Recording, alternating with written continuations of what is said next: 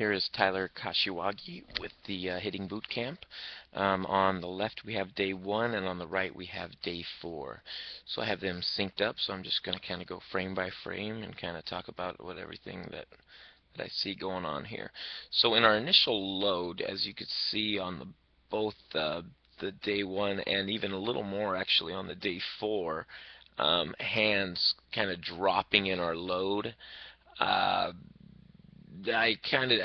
You know, you can do that, but especially in amateur hitters, I would prefer with our hands just working straight back. We can get into a lot of bad habits with that.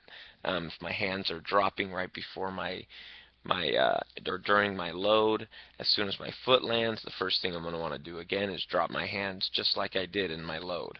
So it's always a good kind of reminder to just think working straight back with my hands. So the biggest thing here is that the stepping out right here of the front side. You can see where on the first day he's stepping out a little more than on the last day right here. So we need to make sure that we're stepping straight ahead.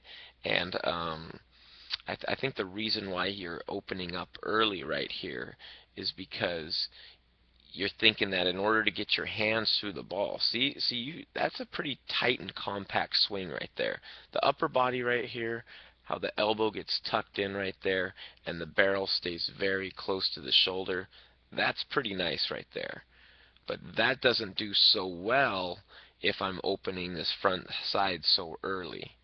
So what I need to do is to be able to step a little more straight ahead as opposed to open right here, and when my foot touches, instead of thinking about opening up more with my front and swinging more with my left side of my body, my hip, I need to be thinking about firing this back half right here.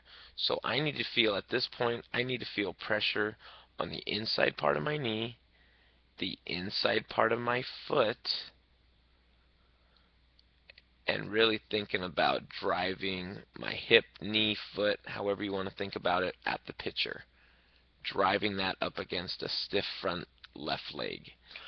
And that's where we're going to be able, and if we can continue doing that with our hands tucked in, we're going to have a lot of success. But if we're going to start leaking out with our front side and pulling off things, that's where we're going to get into trouble, pulling off the ball. So just basically when our foot lands, when our foot touches down on the ground, we got to think, especially for you, Tyler, think a lot more of the back half of the body. Think that lower half, firing that foot, that knee, that hip to the pitcher, really pivoting and driving that back half. Okay, so let's erase all these. Okay, and so yeah, as we continue, kind of see how our back half is lagging, where I'd want us to be driving through a little more. And look at the shoulders though here, how on the first day, how it's almost like a struggle for his head to be looking there because his shoulder's already pulled off of it.